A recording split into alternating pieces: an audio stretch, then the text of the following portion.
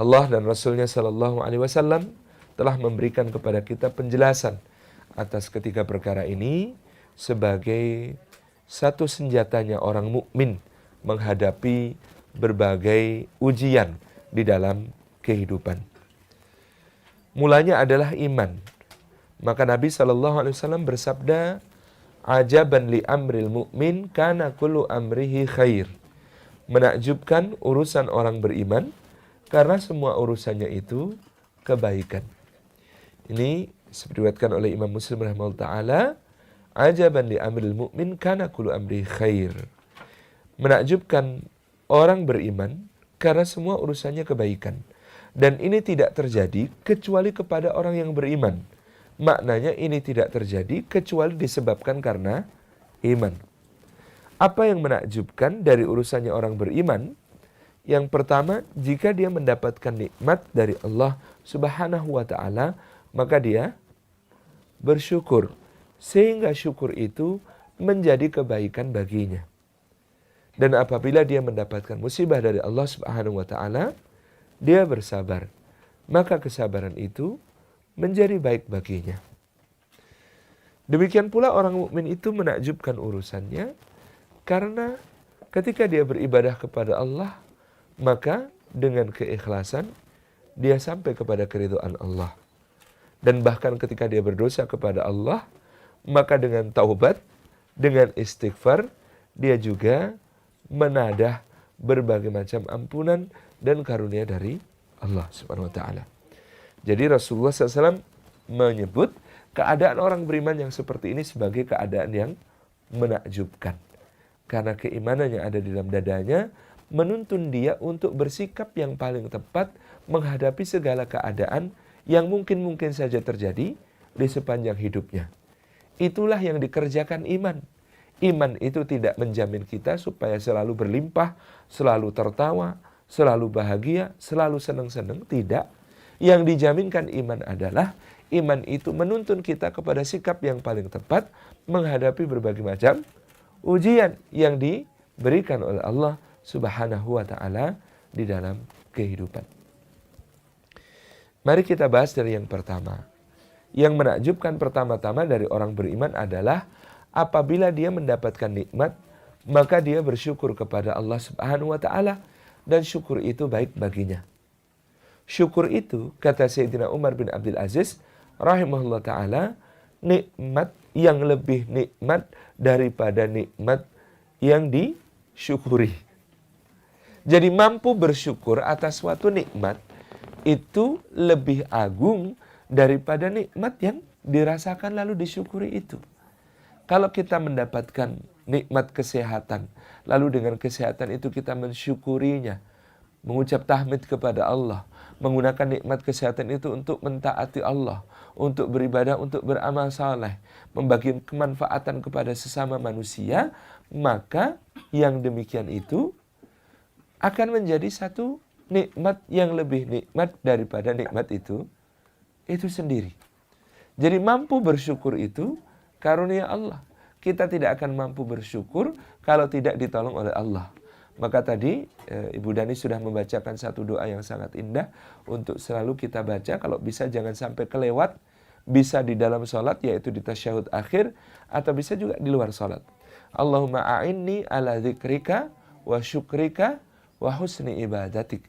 Ya Allah, tolonglah aku supaya bisa berzikir ingat kepadamu, supaya bisa mensyukurimu atas nikmat-nikmat yang kau anugerahkan kepadaku, dan supaya aku bisa ihsan, supaya aku bisa mampu untuk memperbaiki ibadahku kepadamu. Inna salati wa nusuki wa mahyaya wa mamati lillahi rabbil alamin. Ya Allah, sesungguhnya salatku, ibadahku, manasik hajiku, kesemua aktivitas ketaatanku, hidupku dan matiku hanya untuk Engkau ya Allah. Padahal tidak layak untuk Engkau kecuali yang terbaik. Maka bantulah kami untuk memperbaikinya. Jadi ibadah itu Allah Subhanahu wa ta'ala meminta ahsanu amalah, amal yang terbaik. Oleh karena itu kita lihat para nabi dan rasul di dalam Al-Quranul Karim banyak memohon kepada Allah supaya ditolong untuk mampu bersyukur, mampu taat, mampu beramal soleh, mampu melakukan berbagai macam ibadah ketaatan. Di antaranya dalam surah An-Naml, misalnya Nabi Sulaiman alaihissalam berdoa, Rabbi auzi'ni an ashkura ni'mataka allati an'amta alayya wa ala walidayya wa an a'mala salihah tardahu wa adkhilni birahmatika fi ibadikas salihin. Ya Allah, tolonglah aku supaya mampu mensyukuri nikmat yang Kau anugerahkan kepadaku. Dan tolonglah aku supaya mampu mensyukuri nikmat yang Kau anugerahkan kepada orang tuaku. Dan tolonglah aku supaya mampu beramal saleh, amal saleh yang Engkau ridhai. Dan tolonglah aku, masukkan aku dengan rahmat-Mu supaya termasuk golongan orang-orang yang saleh, hamba-hambamu yang saleh. Itu. Jadi ini ibu-ibu yang dirahmati oleh Allah Subhanahu wa taala, bahwasanya syukur kita ini adalah sesuatu yang sangat bernilai, sangat berharga. Orang kalau bersyukur, maka Allah menjanjikan kepadanya dalam surah Ibrahim ayat yang ke-7, A'udzubillahi minasyaitonirrajim, wa id ta'adzana rabbukum la in syakartum la azidannakum. Dan ingatlah ketika Allah Subhanahu wa taala mempermaklumkan, mengumumkan kepada seluruh alam semesta, barang siapa yang bersyukur kepada Allah, jika dia bersyukur kepada Allah, la azidannakum, maka sungguh aku, kata Allah, pasti akan menambahkan nikmat itu kepada kalian. Wala in kafartum, tetapi jika kalian mengkufuri nikmat itu, tidak mengakui nikmat itu dari Allah, tidak mensyukurinya dengan cara-cara yang dituntunkan Allah, maka inna azabi lasyadid, ingatlah bahwa sesungguhnya azabku sangat pedih. Ini sudah Allah Subhanahu wa taala itu rahmatnya mendahului murkanya. Maka kalimatnya tidak diseimbangkan setara. Kalau kalimatnya diseimbangkan setara, seharusnya la in syakartum la azidannakum wa la in kafartum la u'adzibannakum. Kalau kalian bersyukur, maka akan kutambah nikmatku. Kalau kalian kufur, maka pasti akan kusiksa kalian. Jadi, kalimatnya kalau sepadan seharusnya begitu.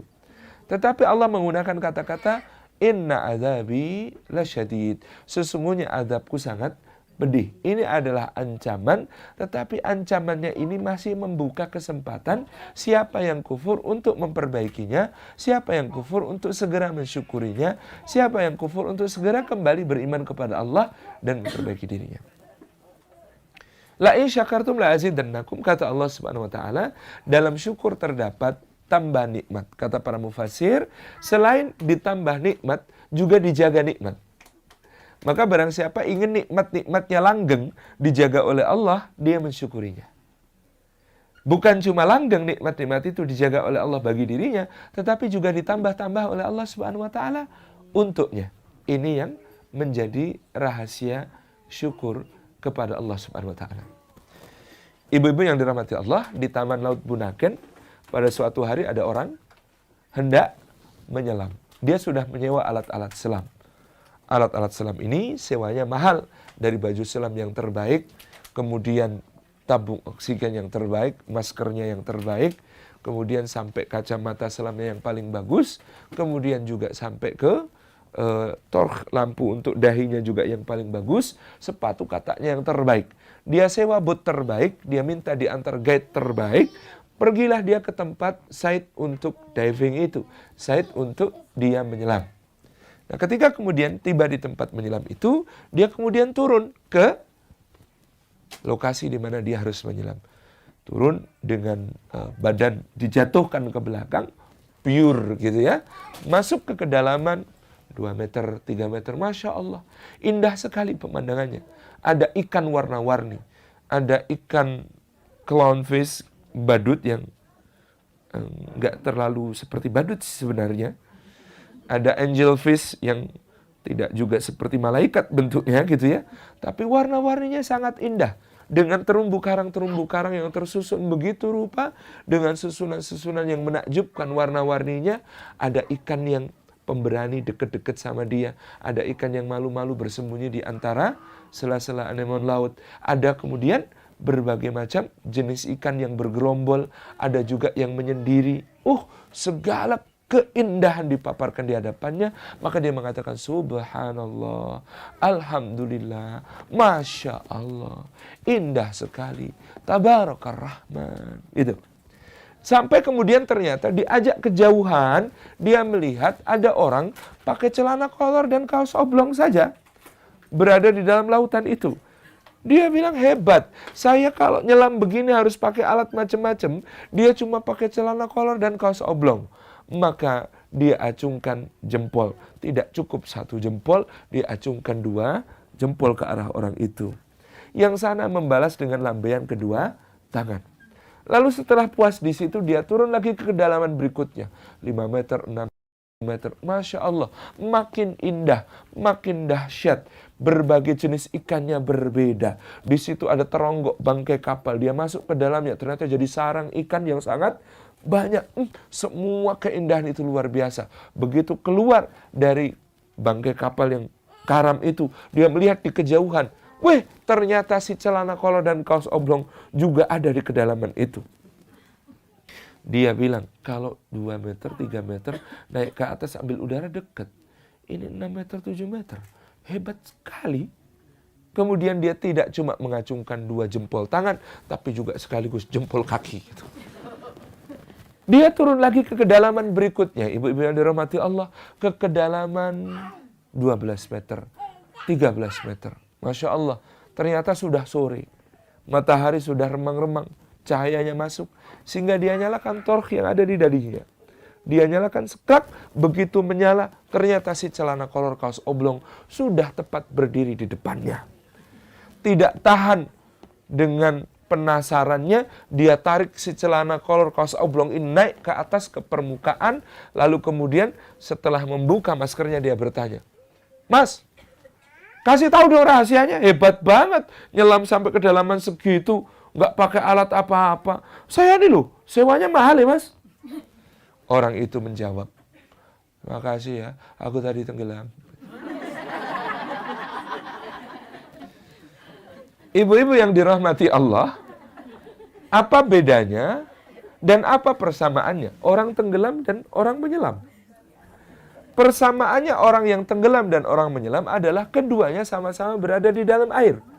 Dan sebenarnya keduanya sama-sama disuguhi pemandangan yang sangat indah oleh Allah Subhanahu wa taala dengan berbagai macam rupa ikan, terumbu karang, dan pemandangan bawah laut yang sangat menakjubkan. Tetapi sangat berbeda keadaannya orang yang tenggelam dan orang yang menyelam. Orang yang menyelam itu menikmati semuanya dengan begitu ketakjuban hati, bersyukur, menyebut-nyebut asma Allah Subhanahu wa taala. Orang menyelam adalah orang yang bersyukur. Sementara orang yang tenggelam sama-sama berada di dalam lautan, tetapi dia tidak bisa menikmati pemandangannya. Dia merasakan sakit, dia merasakan kembung, dia merasakan dadanya sesak, dia merasakan paru-parunya pengen jebol. Nggak enak sekali.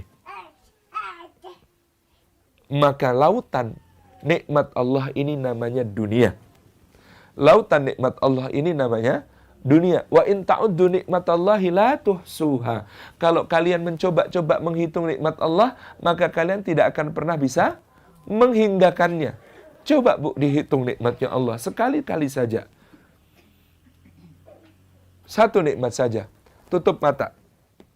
Dah, nikmat mata itu harganya begitu mahal sehingga kita tutup mata kita saja kita sudah kehilangan begitu banyak nikmat yang dianugerahkan Allah untuk menghiasi hati kita dengan kebahagiaan dan kegembiraan. Belum lagi kalau jantungnya berhenti sebentar aja gitu. Belum lagi kalau kemudian hidungnya mampet. Belum lagi kalau kemudian telinganya tiba-tiba tuli. Belum lagi kalau kemudian badannya tidak bisa bergerak. Belum lagi kalau tiba-tiba kemudian bibirnya keraket. Keraket itu apa, Bu? Melengket. Nggak bisa ngomong. Dan lain sebagainya. Begitu banyaknya nikmat Allah. Untungnya kita tidak disuruh menghitung. Karena kata Allah kalau menghitung nggak mungkin bisa. Yang ditugaskan kepada kita hanya bersyukur. Bedanya orang tenggelam dan orang menyelam adalah orang menyelam itu ketika dia memasuki lautan nikmat Allah, dia mempersiapkan perangkat-perangkatnya. Dan perangkat utama seseorang memasuki lautan nikmat Allah yang bernama dunia ini adalah keimanan. Dengan keimanan itulah dia bisa bersyukur, melihat segala sesuatu seperti indah adanya, melihat segala sesuatu sebagai nikmat yang sangat agung. Orang kalau tidak bersyukur, ibu-ibu yang dirahmati Allah, maka lihat segelas air, dia haus, ya cuma haus dan ingin minum. Tetapi kalau dia bersyukur kepada Allah, dia bertafakur tentang nikmat berupa air ini. Ya Rabbi, ini air ya Allah, Engkau hendak memberi rizki kepadaku berupa minum di saat aku haus. Di mana Engkau uapkan air ini ya Allah? Di samudera sebelah mana uap itu? Naik ke langit, menjadi awan. Awannya itu ditiup oleh angin, dikisarkan, dibawa kemana itu awan? Awan itu di mana jatuh sebagai hujan? Hujan itu di mana menyusup ke kedalaman bumi? Kalau sudah di dalam bumi, di mana dia menelusup di antara celah-celah batuan? Kalau sudah begitu, di mana dia memancar sebagai mata air? Kalau sudah di mata air, siapa yang kemudian memasukkannya ke dalam botol misalnya? Kalau sudah di dalam botol, siapa juga yang nganter ke sini, menuangkannya ke dalam gelas sampai bisa diminum? Bismillahirrahmanirrahim.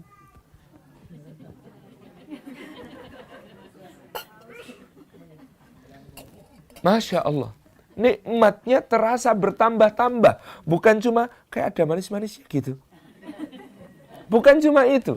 Tetapi yang terasa adalah betapa nikmatnya. Allah itu untuk menghadirkan rizki air minum ini kepada saya, mempertemukan saya dengan air minum ini, itu perlu panitia mengundang, membelikan tiket pesawat. Padahal cuma mau mempertemukan saya dengan rezeki yang sudah tertulis di Lauhil Mahfuz di sisi Allah, bahwa pada hari Rabu tanggal 30 Agustus jam 10:05 Salim Afilah akan minum air putih di rumah Bu Konjen. Selesai. Itu sudah tertulis di Lauhil Mahfuz, tetapi sekali Allah untuk mempertemukannya indah sekali.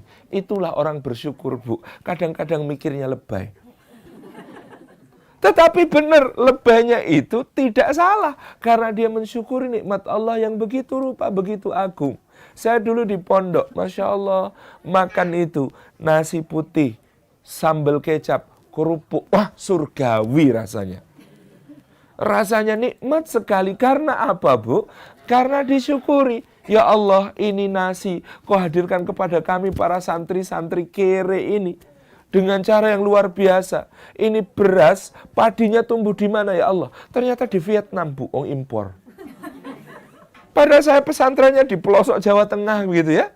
Kemudian, Masya Allah, ini dari Vietnam tumbuh. Siapa yang nyeblai gitu ya, supaya biji-bijinya itu lepas gitu ya. Siapa yang nyerit supaya biji-bijinya lepas.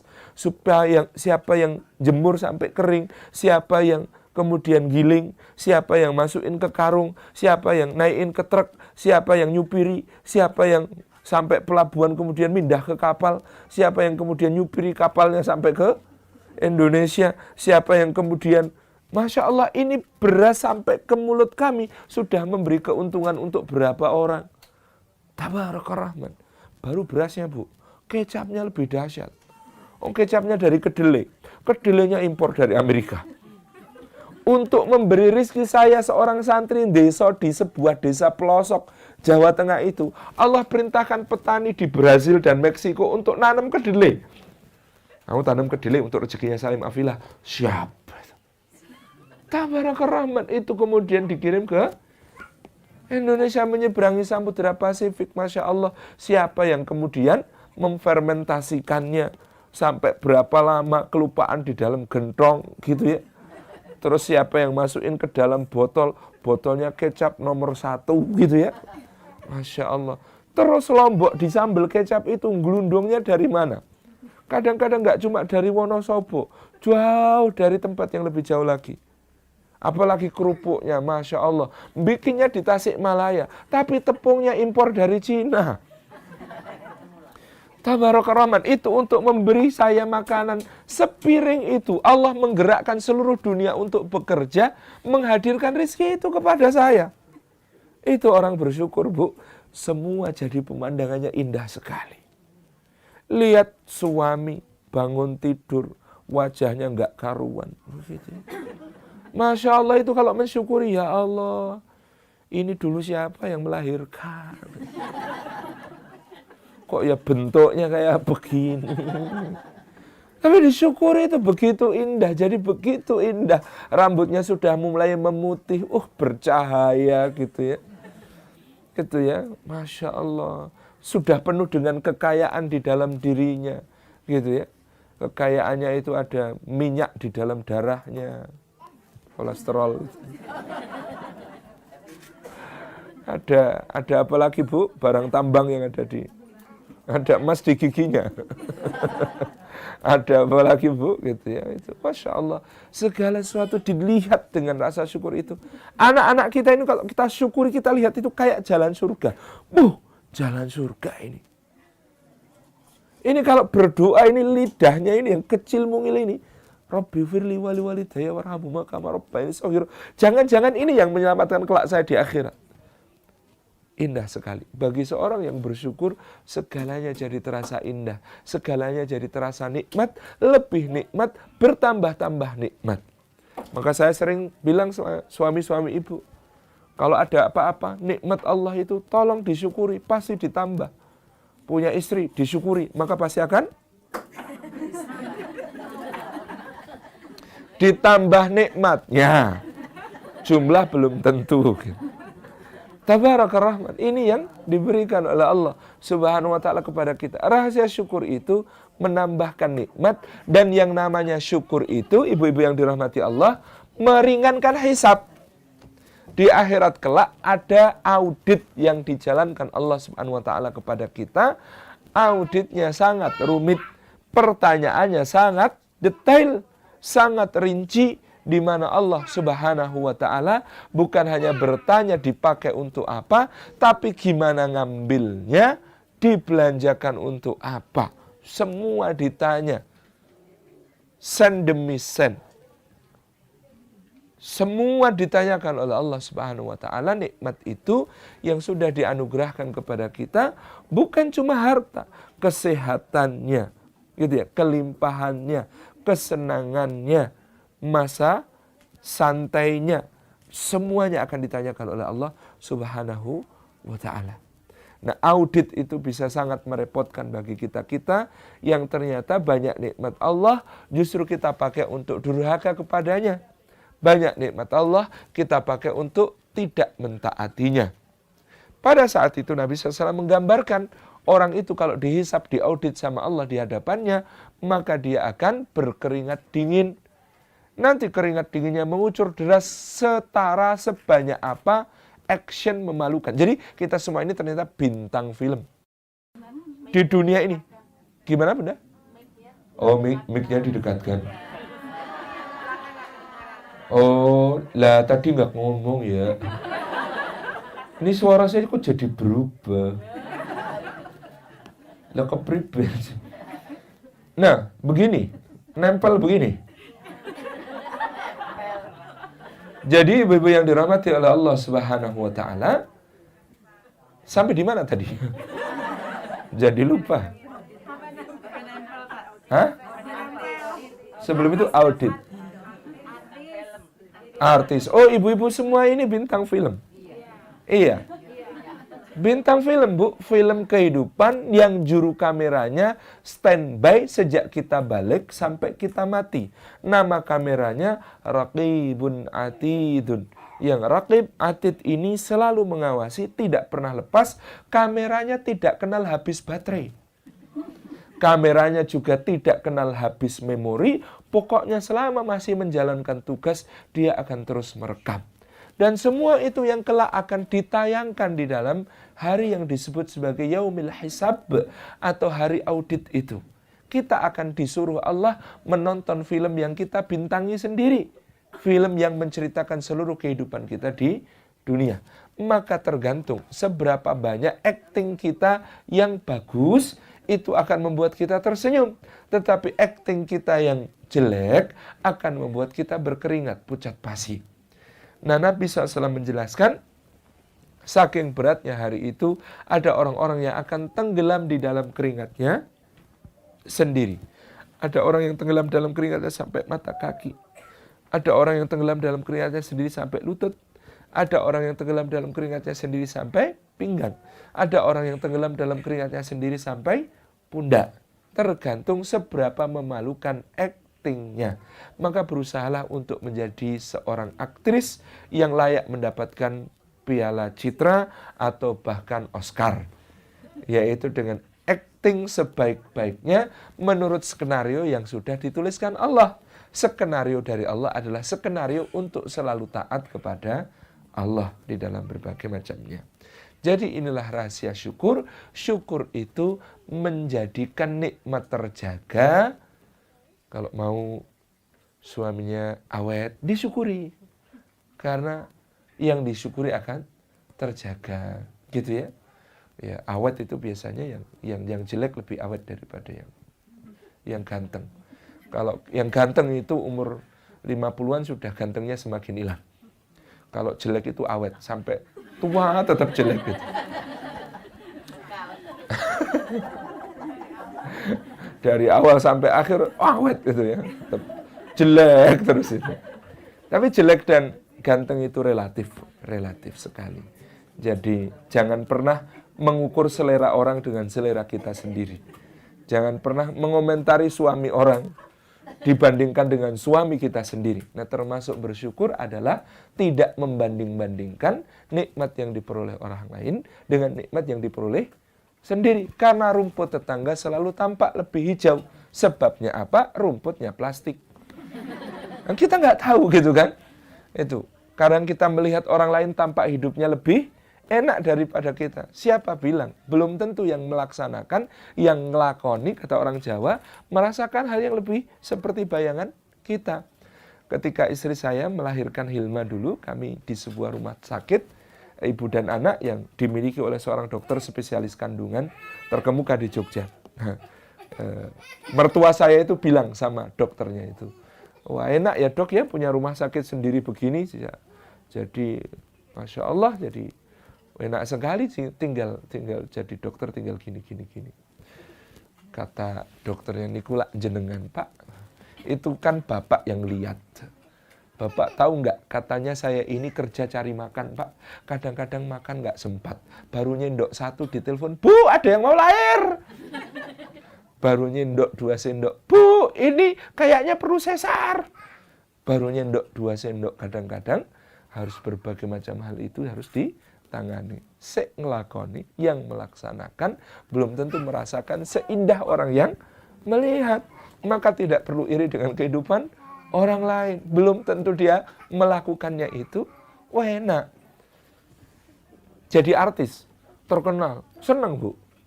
Nggak enak Bu, susah. Saya itu bukan artis tapi kok yang merasakan susahnya jadi orang yang gampang dikenali. Makanya sekarang kalau pergi ke mana-mana jangan pakai peci, pakai topi yang lain gitu. Karena pernah hampir ketinggalan pesawat gara-gara staf bandara semuanya minta foto gitu. Nah, itu kan susah gitu. Security-nya aja minta foto gitu, AFSEC gitu ya, aviation security minta foto. Nggak enak Bu, padahal pengen lagi mau nelpon istri, Ustaz, tolong ini dulu nih, macam-macam gitu ya. Padahal baru ada yang diurusi, ternyata hidup itu semuanya wang sinawang. Kata orang Jawa, wang sinawang, hanya orang saling memandang. Kadang-kadang menyaksikan orang lain tampaknya lebih enak gitu ya. Ada orang terdampar di pulau, ngelihat ada perahu datang. Yang terdampar di pulau bilang, ada perahu. Kata orang yang di perahu yang sebenarnya tersesat, ada pulau gitu ya. Kadang-kadang kita itu melihat orang lain kayaknya lebih enak. Yang di perahu ngira di pulau itu enak. Yang di pulau ngira di perahu itulah yang enak. Itu karena kemudian kita kadang-kadang memperbandingkan. Suka ngelihat yang lebih gitu ya. Yang yang kemudian tidak ada dalam jangkauan kita. Gitu ya. Siap. Iya, Masya Allah. Lah kok banyak temen ya. Ini saya kalau mic-nya didekatkan selalu jadi ngapak. Ini bagaimana ceritanya? Bersatu kita kompak, bicara kita ngapak. Orang ngapak, orang kepenak. Jadi ibu-ibu yang dirahmati oleh Allah, ini bersyukur. Ini bersyukur, gitu ya. Maka bersyukurlah sampai pada level seperti orang Madura bersyukur. Gitu ya. Ini orang bersyukur itu memandang segalanya begitu indah, diperbandingkan begitu indah. Ada pedagang semangka. Ternyata pedagang semangkanya orang Madura. Rembajong orang Madura. Dia beli ibu-ibu itu, Bu, semangka, Bu, dijamin merah, Bu, wena, Bu. Dibelilah semangka itu. Baru mau diambil, jatuh, Bu, pecah. Kata si ibu, "Loh, semangkanya putih gini loh, Mas. Sampean nipu saya." "Loh, enggak, Bu, ibu saja kalau jatuh pucat, apalagi semangka saya."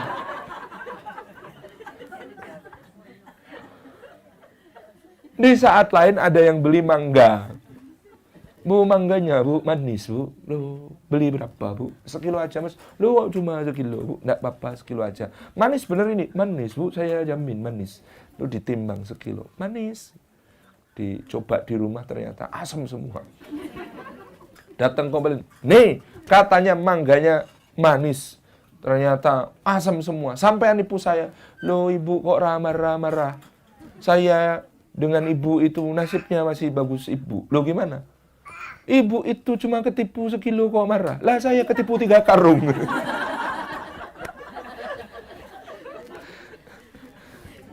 Jadi pandai-pandailah bersyukur, gitu ya. Masya Allah, tabarakar rahman. Melihat kadang sesuatu dari sudut pandang orang lain juga penting, gitu ya. Ini syukur. Syukur itu apa rukun syukur? Nah, ini yang penting. Rukunnya syukur, satu, memuji pemberi nikmat.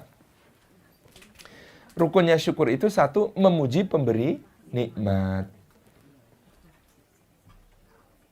Dengan bertahmid, dengan bertasyik, alhamdulillah, masya Allah, la quwata illa billah, gitu ya. Termasuk mensyukuri nikmat ini menjaga yang dianugerahkan kepada kita.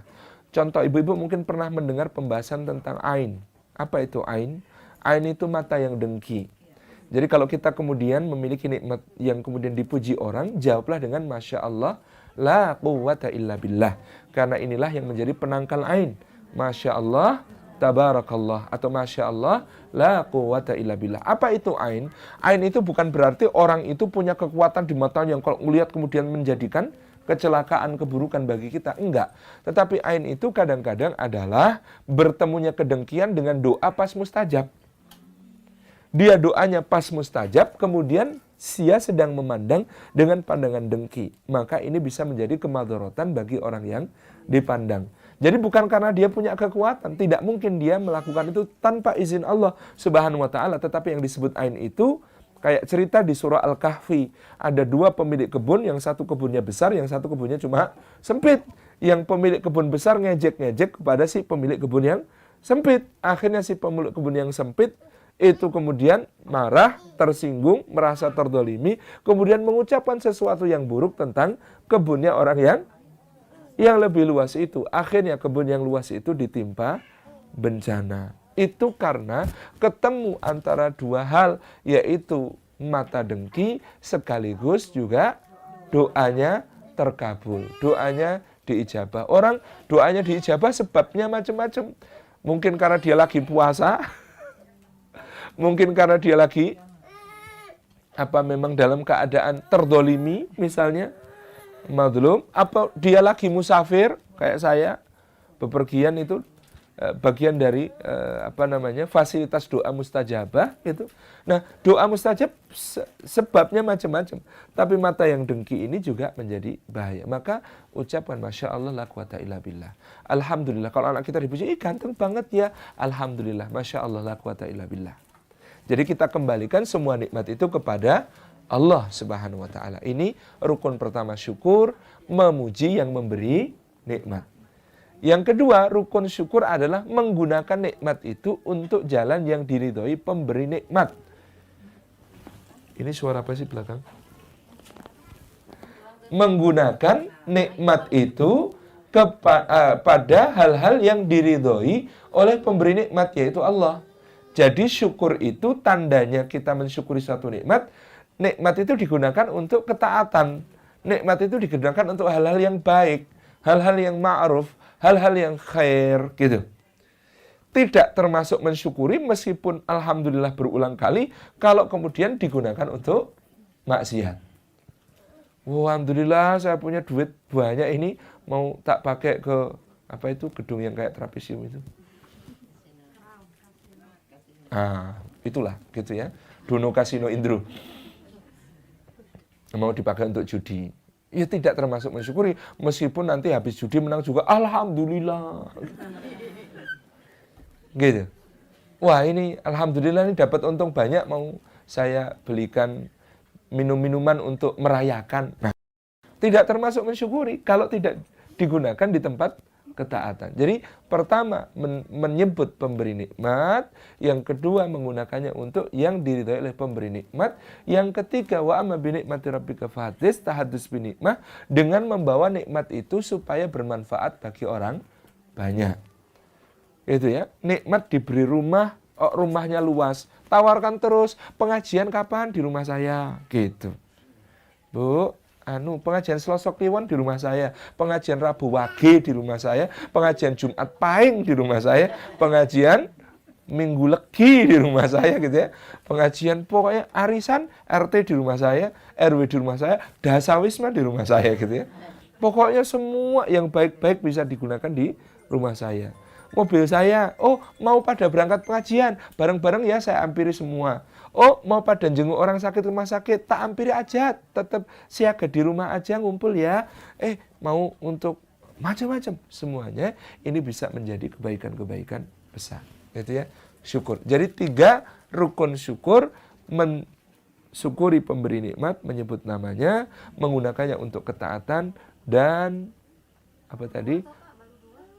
3. Yang ketiga, menjadikannya bermanfaat untuk sesama, gitu ya. Dah, syukur selesai. Syukur selesai. Yang kedua, sobar. Sobar pakai sod. Sabar itu menakjubkan, kata Nabi SAW, menjadi perilakunya orang beriman ketika mendapat musibah. Karena apa? Karena orang sabar itu hakikatnya mendapat kabar gembira. Di mana? Di ayat tentang musibah.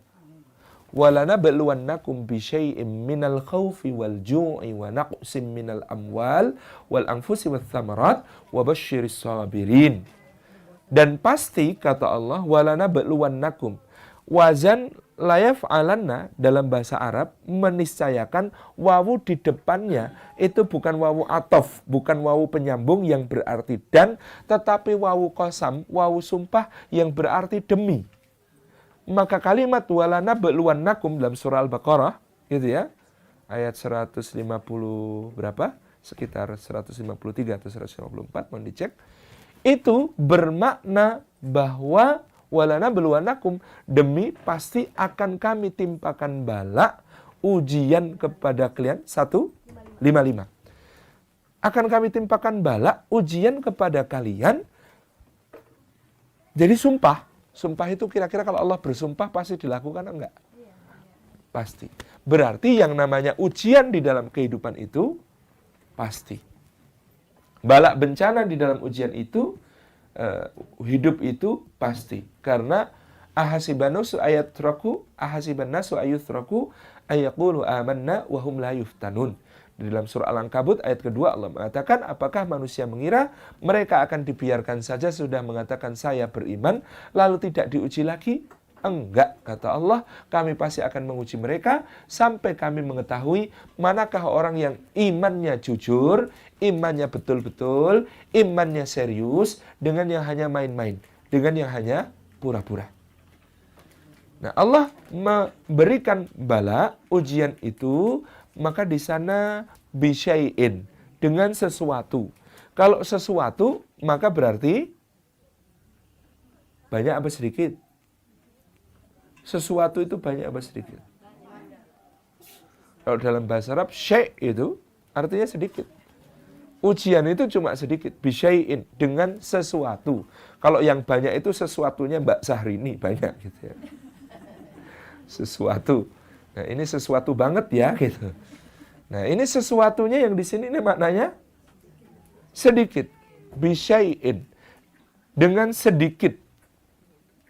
Minal khaufi, dari rasa takut. Pernah diuji dengan rasa takut, Bu? Takut apa? Khawatir, takut miskin, takut susah, takut sakit, takut jatuh. Takut apa lagi, Bu? Takut kehilangan. Wah, ini paling berat ini, takut kehilangan. Takut, macam-macam takut. Minal khauf, dari rasa takut, gelisah, khawatir, cemas. Itu ujian dari Allah. Maka tidaklah seorang mukmin merasakan takut, gelisah, khawatir, cemas gitu ya. Kecuali dia bersabar atas itu. Pahala terus, Bu. Walju, dan rasa lapar.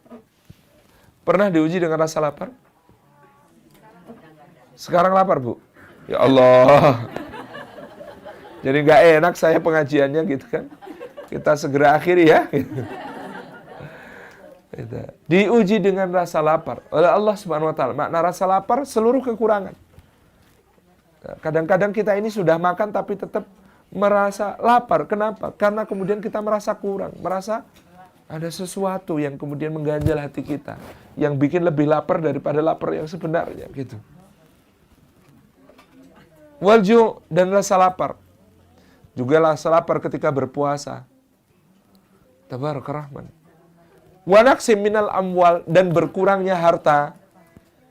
Pernah merasakan ya, harta berkurang, tabungan kok ya, itu ada buku endingnya sedih gitu ya.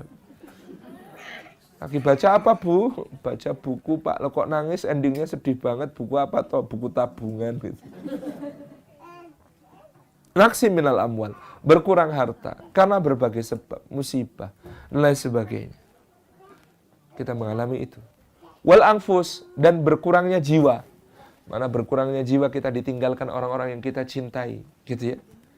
Ditinggalkan dengan meninggal maupun ditinggalkan di dalam hidup ini, gitu ya. Sama-sama hidup tapi ditinggalkan. Gitu ya. Anfus, hubungan-hubungan jiwa kita siap. Jadi ngobrol, Pak. Ngobrol, Bu. Oh, ya Allah. Mudah-mudahan Allah sehatkan telinganya semua. Insya Allah. Oh ya, siap-siap, Bu. Maaf ya. Alhamdulillah. Jadi, Masya Allah ya. Jadi ini wathamarat wal anfus, kehilangan orang-orang yang kita kasih, wathamarat, dan kehilangan juga buah-buahan. Makna kehilangan buah-buahan adalah panennya meleset. Antara yang ditanam dengan yang dituai tidak sesuai harapan. Itu namanya wathamarat. Jadi kita kadang-kadang investasi ternyata enggak keluar, enggak menghasilkan sesuatu. Apalagi bodong gitu. Itu. Subhanallah ya, segala macamnya. Kita di Indonesia juga sedih, banyak dananya kaum muslimin di atas namakan mau untuk umrah, ternyata dipakai untuk hal-hal yang sangat tidak pada tempatnya. Subhanallah. Ini semuanya ujian dari Allah Subhanahu wa taala. Allah mengatakan wabasyiris sabirin.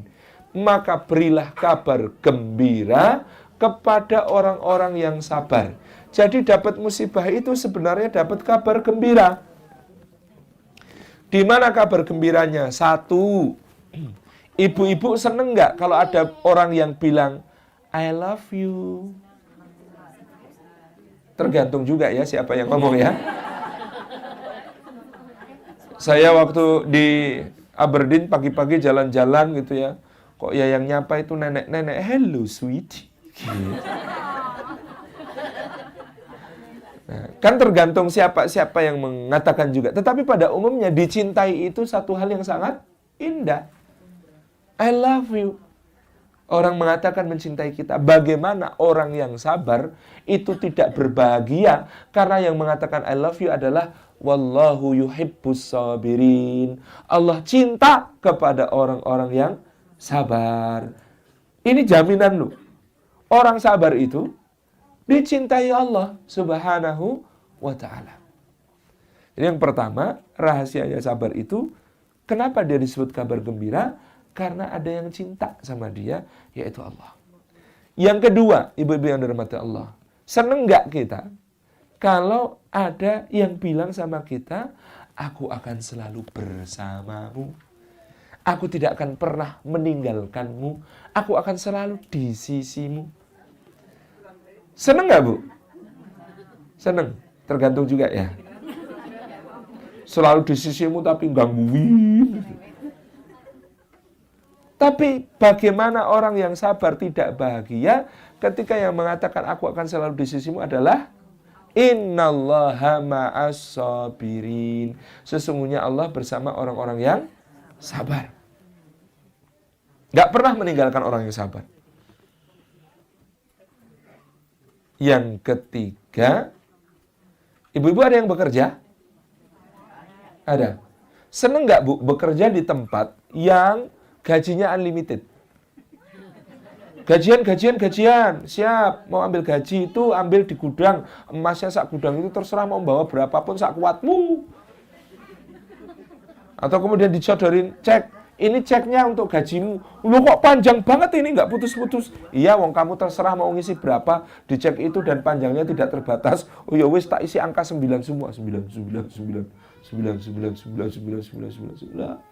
Semuanya biar optimal gitu ya.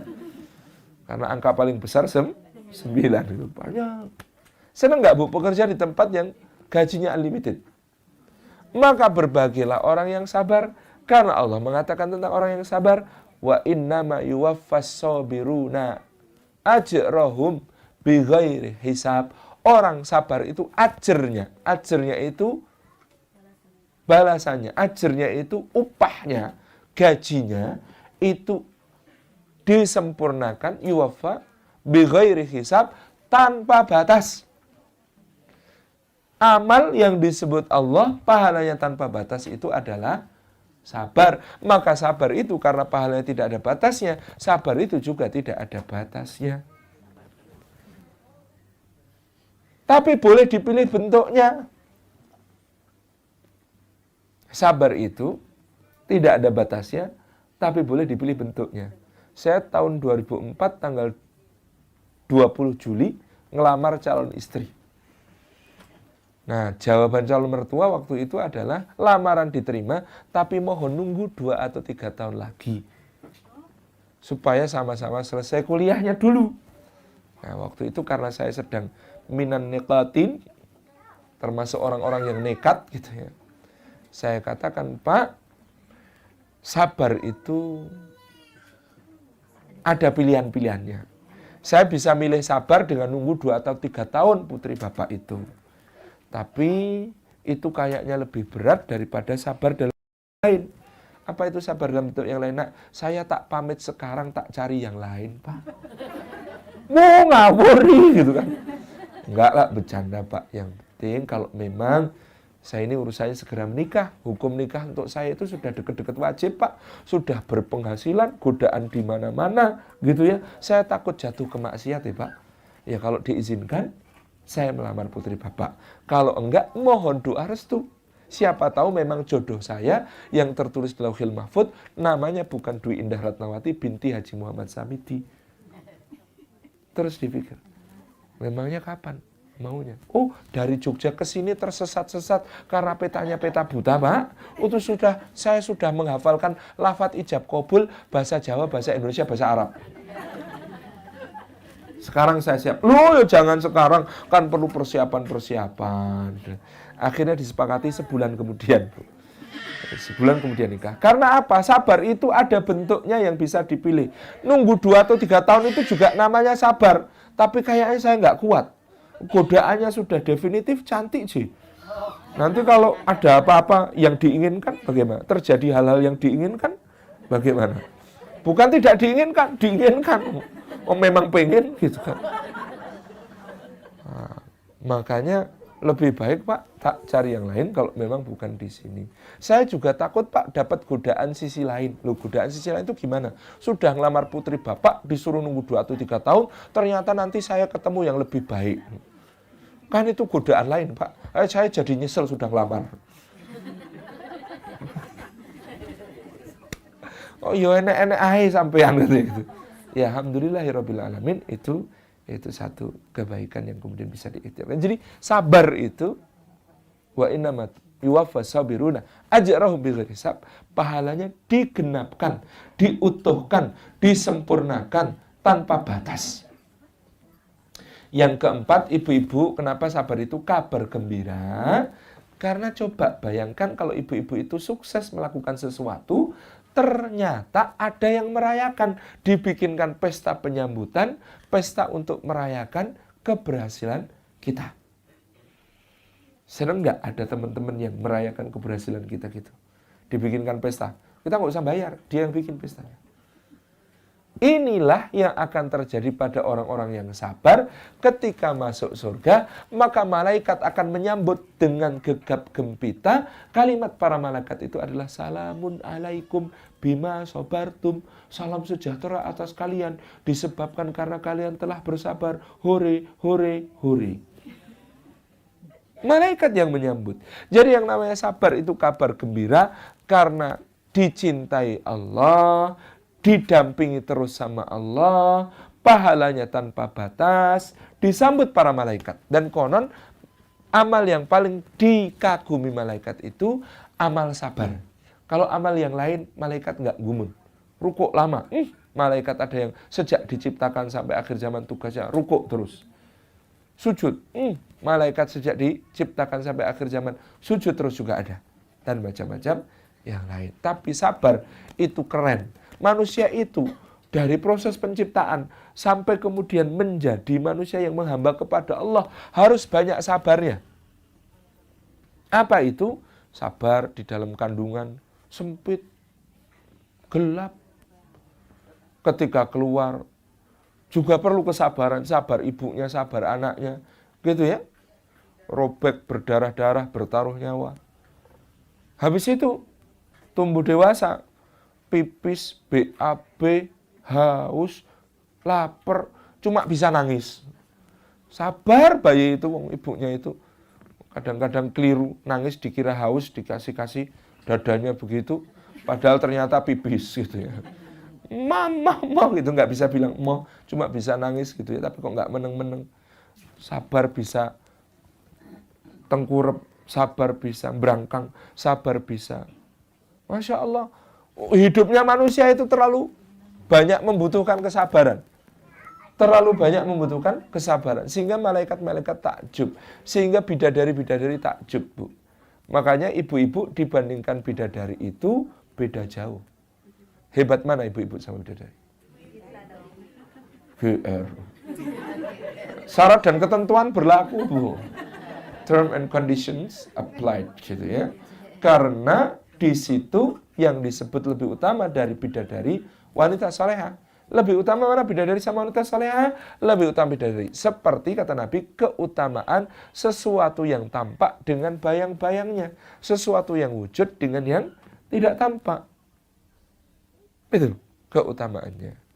Wanita salehah yang paling cantik, wanita salehah di akhirat nanti akan menjadi yang paling cantik 70.000 kali lipat lebih cantik dari bidadari yang paling cantik. Insya Allah. Dan ibu-ibu itu tinggalnya di istana, insya Allah kalau salihah. Bidadari tinggalnya di kemah, gitu ya. Khur maqsuratun fil khiyam. Kemahnya ya nggak kayak kemah pramuka, tapi beda. Kemah surga lebih indah daripada istana terbaik di muka bumi. Indah sekali. Ibu-ibu yang dirahmati oleh Allah Subhanahu wa taala, inilah sabar. Bahkan sabar itu keutamaannya ditambahi ulaika alaihim shalawatum mir rabbihim wa rahmah wa ulaika humul muhtadun. Orang sabar itu atas mereka ada salawatnya Allah. Salawatnya Allah itu segala limpahan kebaikan dari Allah. Wa rahmah, dan juga kasih sayangnya Allah. Dikasih dan disayang sekaligus sama Allah Subhanahu wa taala. Kasih sayang Allah. Wa ulaika humul muhtadun, dan orang yang sabar itu adalah orang-orang yang selalu mendapatkan bimbingannya Allah, selalu mendapatkan petunjuknya Allah Subhanahu wa taala. Kata Sayyidina Umar, lawang 2 saja sudah baik ya Allah, kok ya diparingi 3. Alhamdulillah. Keutamaannya sabar itu. Dan ibu-ibu yang dirahmati oleh Allah Subhanahu wa taala, syiarnya orang mukmin itu qul, katakan hai Muhammad, la yusibana illa ma kataballahu lana. Tidak akan menimpa kami musibah-musibah apapun kecuali yang sudah ditetapkan Allah untuk kami. Dulu saya nggak ngerti bahasa Arab, ngira ayat ini bicara tentang tidak akan menimpa kami kecuali musibah yang sudah Allah tetapkan bagi kami. Ternyata kalau begitu harusnya ayatnya la yusibana illa ma kataballahu alaina, atas kami. Itu kalau membicarakan musibah itu pakai alaina, atas kami. Tapi ayat ini illa ma kataballahu lana, pakai huruf lam. Tidak akan menimpa kami kecuali apa yang Allah sudah tetapkan untuk kami. Jadi artinya, terjemahnya, tafsirnya yang lebih tepat, tidak akan menimpa kami musibah apapun kecuali musibah yang sudah Allah tetapkan, ganti lebih baiknya, pahalanya yang sempurna untuk kami. Jadi syiarnya orang beriman itu bukan cuma meyakini bahwa musibah itu yang menimpa kita ya memang yang untuk jatah kita. Tapi orang beriman itu meyakini bahwa musibah yang menimpa kita itu pasti pahalanya memang sudah disediakan untuk kita. Masya Allah. Nah, apa jenis-jenis sabar? 1, sabar di dalam ketaatan. Sabar beribadah, maksudnya sabar dalam ketaatan ini. Supaya kita itu sabar, ya Allah. Taat itu kadang-kadang berat. Sholat itu kadang-kadang beban. Puasa itu kadang-kadang bikin lapar. Ya memang bikin lapar. Itu ya. Sedekah itu kadang-kadang kayaknya kok bikin dompet jadi tipis, itu ya. Macam-macam. Ini perlu kesabaran di dalam ketaatan. Sabar jenis pertama. Sabar yang kedua, sabar menjauhi maksiat. Karena maksiat itu kadang-kadang tampak indah, tampak cantik, tampak menarik. Gitu ya. Godaan-godaan itu tampak dihias sedemikian rupa oleh setan sehingga tampak begitu indahnya. Neraka itu dihiasi oleh berbagai macam perkara-perkara yang indah di dunia. Kayaknya semua yang dosa-dosa itu kalau dibayang-bayangkan kok ada indahnya. Inilah yang menghajatkan kesabaran kita di dalam menghindari musibah. Sabar ketiga adalah sabar menghadapi musibah. Sabar di dalam menghadapi musibah. Sabar keempat adalah sabar untuk terus bersama orang-orang benar. Kenapa penting yang keempat ini? Sabar bersama orang yang benar. Wasbir nafsaka ma'al ladzina yad'una rabbahum bil ghadati wal asyi yuriduna wajhah. Sabarkan dirimu hai Muhammad untuk terus bersama dengan orang-orang yang menyeru Rabbnya pada pagi dan petang hanya mengharapkan ridhonya, tidak mengharapkan yang lain. Karena sabar bersama orang benar itu penting, sebab orang benar kadang lebih nyebelin daripada orang tidak benar.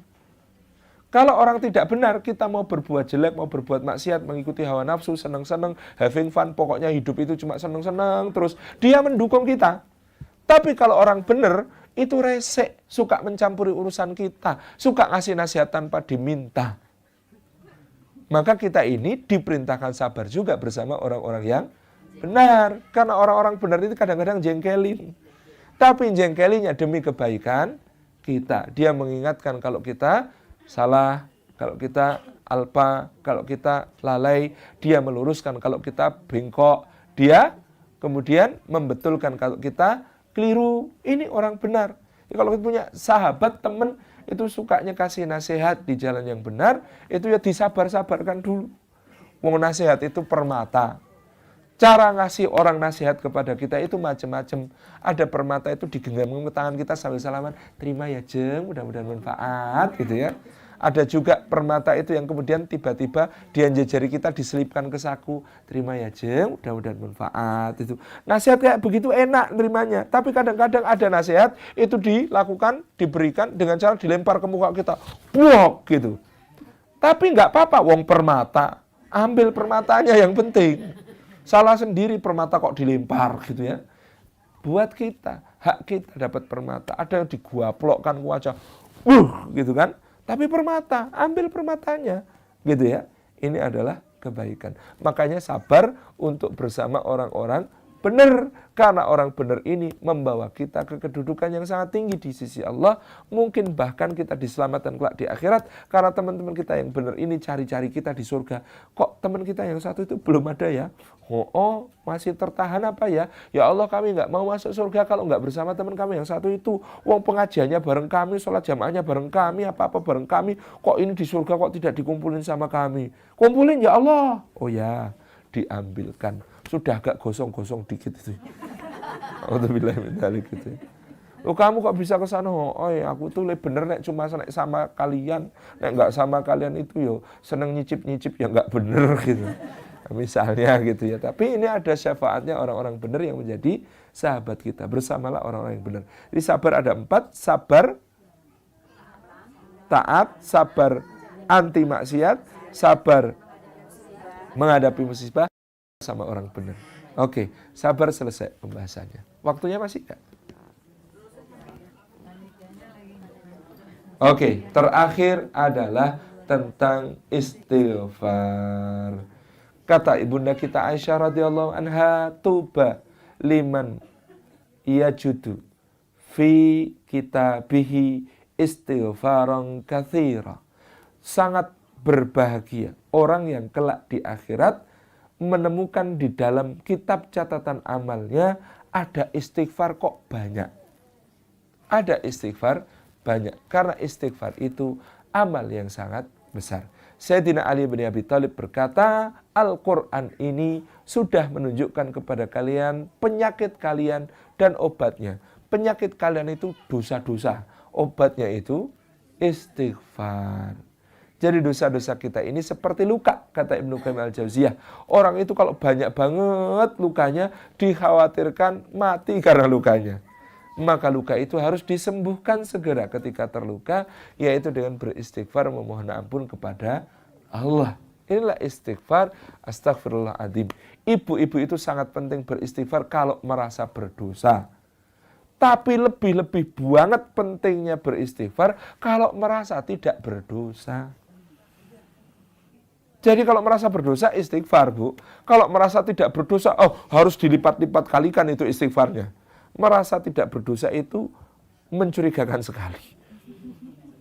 Hampir tidak mungkin seseorang itu tidak berdosa. Jadi kalau dia merasa tidak berdosa, dia tertipu double. Berdosa tapi kok merasa tidak berdosa. Maka dalam hal ini coba ibu-ibu kalau selesai sholat dzikir pertama yang dibaca apa? Padahal habis sholat. Habis sholat saja dituntunkan, habis itu istighfar, apalagi habis maksiat. Loh, habis sholat saja diistighfari loh. Habis sholat saja diistighfari, apalagi habis maksiat. Masya Allah. Ini satu hal yang sangat luar biasa. Istighfar ini pentingnya luar biasa. Kata Imam Ibnu Rajab Al-Hambali, kalau kalian tidak mampu bersaing dengan orang-orang soleh dalam amal ketaatannya, wah saya saingan sama ahli ibadah yang itu nggak kuat ya. Ahli ibadah yang itu tuh sholatnya qiyamul lail dari ba'da maghrib, ba'da isya sampai subuh. Tiap hari puasa Dawud terus. Oh saya itu nggak bisa kayak beliau. Sedekah tiap hari itu $1.000 misalnya. Dan lain sebagainya. Oh terus apa yang harus saya lakukan kalau tidak mampu bersaing dengan orang soleh dalam ibadahnya? Bersainglah dengan orang-orang berdosa dalam istighfarnya. Banyak-banyakan istighfar dengan para pendosa. Bro, sudah istighfar berapa kali? Ayo kita banyak-banyakan. Soalnya kita ini sama-sama pendosa. gitu ya. Maka berlomba-lomba dengan para pendosa untuk beristighfar. Sebab kadang-kadang ada orang yang saking banyaknya beristighfar lupa berdosa. Itu nikmat sekali. Istighfar terus sampai lupa berdosa. Nggak sempat bermaksiat karena istighfar terus. Ada orang yang saking sibuknya bermaksiat lupa beristighfar. Naudzubillah min dzalik. Jadi lebih baik kita ini sibuk istighfar sampai lupa maksiat gitu ya, daripada sebaliknya. Nah, ibu-ibu yang dirahmati oleh Allah Subhanahu wa taala, istighfar ini fadilahnya luar biasa besar. Nabi Nuh saja mengatakan kepada kaumnya dalam surah Nuh, faqul istighfaru rabbakum innahu kana ghaffara. Maka aku katakan kepada kaumku, ya Allah, beristighfarlah kalian, sesungguhnya Allah Rabb kalian itu Maha Pengampun. Yursilis sama'u alaikum midrara. Kalau kalian itu mau bersyukur, maka awan-awan akan diarakkan ke negeri kalian menjadi sumber kesuburan, kemakmuran, kekayaan bagi kalian. Wa yumditkum, dan akan dilipat gandakan oleh Allah harta kalian, anak kalian. Loh, ini kok lucu. Istighfar itu kan merasa berdosa kepada Allah. Kok ganjaran dari istighfar di dunia bisa bertambah kemakmuran, keluhuran, kekayaan semacam ini? Karena kata Nabi SAW, tidak ada yang menyumbat datangnya karunia bagi hamba kecuali dosa-dosanya. Jadi sebenarnya ada banyak jatah Allah. Rizki dari Allah akan turun kepada kita. Mungkin dia terhalang oleh dosa-dosa kita. Maka penghalangnya perlu dihilangkan. Dengan cara apa? Dengan banyak beristighfar kepada Allah. Jadi inilah rahasia istighfar. Dia itu membuka pintu-pintu karunia Allah dari sumbatan berupa dosa-dosa kita. Ini tentang istighfar. Satu hari ada Imam Hasan Al-Basri di kota Basrah buka konsultasi. Karena beliau memang setelah sholat Jumat biasanya didatangi orang untuk berkonsultasi berbagai masalah, termasuk masalah-masalah keseharian, dan minta didoakan supaya ditolong Allah. Ada orang pertama datang, ya Imam, saya sudah lama tidak punya anak. Pernikahan kami sudah berumur sekian. Apa nasihat dan amalan yang bisa saya lakukan supaya saya dikaruniai putra oleh Allah? Maka Imam Hasan Al-Basri mengatakan, perbanyak istighfar. Ada orang datang, saya ini sakit sudah lama menaun kok nggak sembuh-sembuh ya Imam. Apa yang harus saya lakukan, amal apa untuk menyembuhkannya, menjadi wasilah kesembuhannya? Kata Imam Hasan Al-Basri, perbanyak istighfar. Datang orang ketika, wahai Imam, saya punya utang banyak sekali nggak kuat bayar. Tolong saya Imam, amalannya apa supaya kuat bayar utang? Kata Imam Hasan Al-Basri, perbanyak istighfar. Datang lagi, wahai Imam, saya lagi ada masalah sama istri saya. Kami cekcok sampai hampir cerai. Ya Imam, amalannya apa supaya kami rukun kembali? Kata Imam Hasan Al-Basri, perbanyak istighfar. Ada orang datang lagi, ya Imam, saya jatuh bangkrut ya Imam. Kemarin saya masih seorang pedagang kaya, tapi sekarang saya tidak punya apa-apa. Maka apa kata Imam Hasan Al-Basri? Perbanyak istighfar. Ada orang datang, wahai Imam, saya ini karirnya diambang kehancuran. Saya sudah jadi seorang prajurit tinggi, tetapi kemudian saya dianggap melakukan pelanggaran, lalu saya dikeluarkan dan saya dipecat dari jabatan tersebut. Apa yang menasihatkan ya Imam? Kata Imam Hasan Al-Basri, perbanyak istighfar. Ada orang datang lagi mengatakan, aduh ya Imam, anak saya kok nakal-nakal, beling-beling, susah dibilangin. Apa yang harus saya lakukan ya Imam? Kata Imam Hasan Al-Basri, perbanyak istighfar. Semua kesulitan yang diadukan pada Imam Hasan Al-Basri pada saat itu dijawab, perbanyak istighfar. Karena istighfar ini selain membersihkan dosa-dosa kita, membersihkan penyumbat yang mungkin ada antara Allah Subhanahu wa taala dengan diri kita. Jadi, mari perbanyak istighfar. Ya Imam, saya lagi ada masalah sama tetangga. Apa yang harus saya lakukan sekarang? Perbanyak istighfar.